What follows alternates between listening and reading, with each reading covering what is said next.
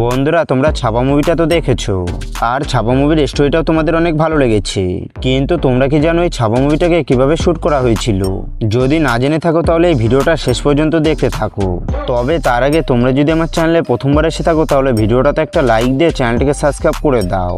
মুভির শুরুতে ছত্রপতি শিবাজি মরে যাবার পর সম্ভাজি মহারাজ ভুরনপুরা ফোর্টে আক্রমণ করে, যার জন্য ঔরঙ্গজেব অনেক বেশি রেগে যায় আর তার 5 লক্ষ সৈন্য নিয়ে আসে সম্ভাজিকে মারার জন্য। তবে এই ভুরনপুরা ফোর্টটাকে দেখানোর জন্য অনেক বড় একটা রাজপ্রাসাদের সেট তৈরি করা হয়েছিল, যেখানে তোমরা দেখতে পাচ্ছ এখানে থাকা ছোট ছোট জিনিসের উপর খুব সুন্দরভাবে নজর রাখা হচ্ছে। তাছাড়াও তোমাদের মুভিতে সম্ভাজির এন্ট্রি সিনটার কথা তো মনে আছে, যেখানে তোমরা দেখতে পাচ্ছ বিকি কৌশল সত্যি সত্যি একটা ঘোড়ার উপর বসে শুটিংটা কমপ্লিট করছে। তাছাড়াও তোমরা এখানে কাঠের তৈরি এই জিনিসটাকে তো দেখেছো, যার জন্য সমস্ত সৈনিকরা নিচ দিয়ে যেতে শুরু করে। কিন্তু এই সিনটাকে শুট করার জন্য সমস্ত সৈনিকের গায়ে কেবিল তার বেঁধে এভাবে টানা হয়েছিল। তবে এই দড়ি টানার কাজটা এখানে থাকা ক্রু মেম্বাররাই করেছিল। এরপর তোমরা এই সৈনিকগুলো দেয়ালে চাপার এই সিনটাকে তো দেখেছো, আর এখানেও সৈনিকের গায়ে কেবিল তার বেঁধে এইভাবে সিনটাকে শুট করা হয়েছে। তাছাড়াও বন্ধুরা এই সিনগুলো শুট করার জন্য 600 থেকে 700 জন মানুষ ডাকা হয়েছিল, আর প্রত্যেকে খুব সুন্দরভাবে তরল চালানো শেখানো হয়েছিল। এরপর বন্ধুরা বিকি কৌশল বাহাদুর খানকে মারার জন্য এখান থেকে লাফ দেয়, আর এই ভিডিওটাতে তোমরা দেখতে পাচ্ছ বিকি কৌশলের গায়ে কেবিল তার বেঁধে কিভাবে টানা হচ্ছে। এরপর তোমরা মুভিতে দেখেছিলে বিকি কৌশল একটা বাচ্চাকে বাঁচিয়েছিল, কিন্তু এই সিনটা শুট করার জন্য ক্রু মেম্বারদের দরকার পড়েছিল, যেখানে তোমরা দেখতে পাচ্ছ একজন ব্লু কালারের কাপড় পরে এই ঘোড়াটাকে কন্ট্রোল করছে।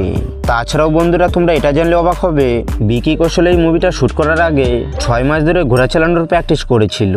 এরপর একটা সময় সম্ভাজি মহারাজের রাজ্যাভিষেক হয়, আর এই রাজ্যাভিষেকে আমরা প্রচুর পরিমাণে মানুষের ভিড় দেখতে পেয়েছিলাম। তবে এই সিনটাকে শুট করার জন্য কিভাবে প্রচুর পরিমাণে মানুষের ভিড় বানানো হয়েছিল সেটা একবার দেখুন। এবার চলো আমি তোমাদেরকে এই রাজপ্রাসাদের ভিতরের দৃশ্য দেখাবো, কারণ এই রাজপ্রাসাদটাকে পুরো রিয়েল ভাবে তৈরি করা হয়েছে। আর তোমরা ওখানে দেখতে পাচ্ছ এই রাজপ্রাসাদের ভিতরে কোনো রকম গ্রিন স্ক্রিনের ব্যবহার করা হয়নি। তাছাড়াও বন্ধুরা তোমাদের নদীর পাড়ে দেখানো এই ঘরবাড়িগুলোর কথা তো মনে আছে। তবে এই ঘরবাড়িগুলো একটা ড্যামের পাশে তৈরি করা হয়েছিল, যেখানে তোমরা মুঘলদের পাশাপাশি বেশ কিছু ঘরবাড়ি দেখতে পাচ্ছ।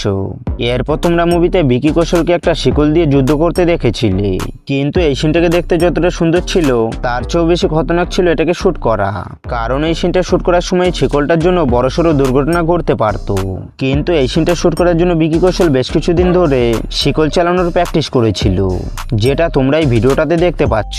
তাছাড়াও বন্ধুরা বিকি কৌশল এই মুভিটা শুট করার জন্য প্রচুর পরিমাণে কষ্ট করেছে, এবং নিজেকে আসল ছত্রপতি দেখানোর জন্য নিজের ওয়েট পর্যন্ত বাড়িয়েছে, এমনকি বেশ কয়েক মাস ধরে তরলবাজির প্র্যাকটিসও করেছে। তো বন্ধুরা এই ছিল ছাপা মুভির কিছু বিহাইন্ড দ্য সিন। আর তোমাদের কোন সিনটা বেশি ভালো লেগেছে সেটা কমেন্ট বক্সে অবশ্যই বলে যাবে।